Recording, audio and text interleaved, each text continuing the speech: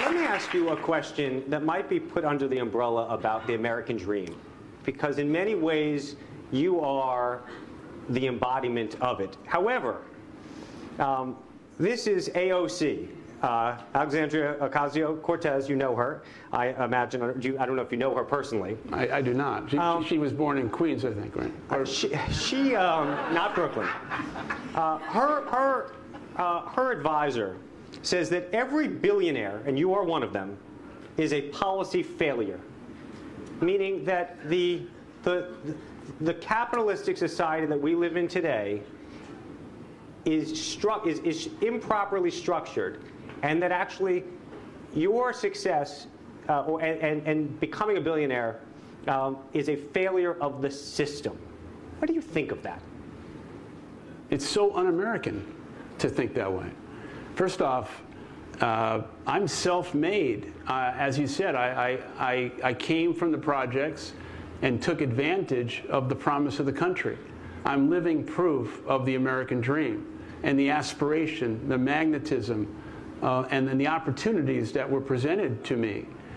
I think there is a problem that she has identified, but I think the way she's going about it, unfortunately, she's a bit misinformed. The problem is we have significant inequality in the country.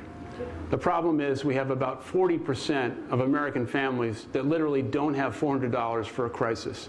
We have roughly 5 million young people, many African American, Latino, that are not in school, not in work, and 1 out of every 6 Americans are food insecure every night.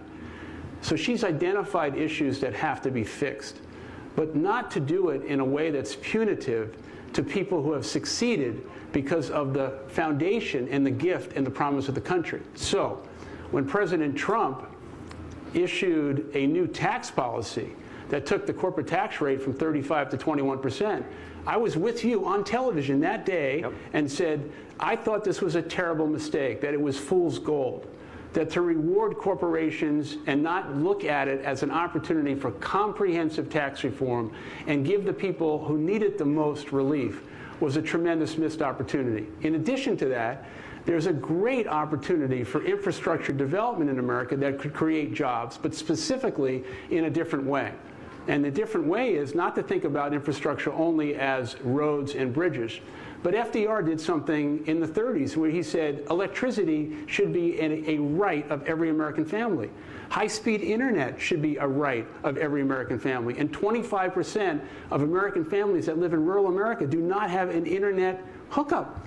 It's not right. So the inequality is real and must be addressed, but not in a punitive way. What is required is leadership. What is required is leadership that the country can trust and that the government is working for them.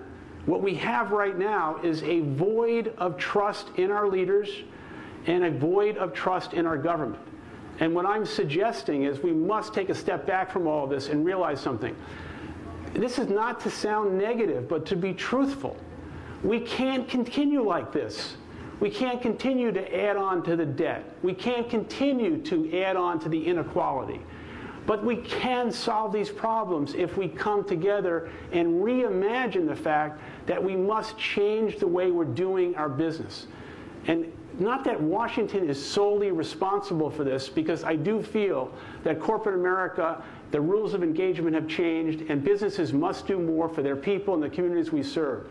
But we can't continue just like this, because we are on a collision course with time if we continue to embrace a broken government and the level of toxicity that exists among the two parties. I am not running against the Democrats.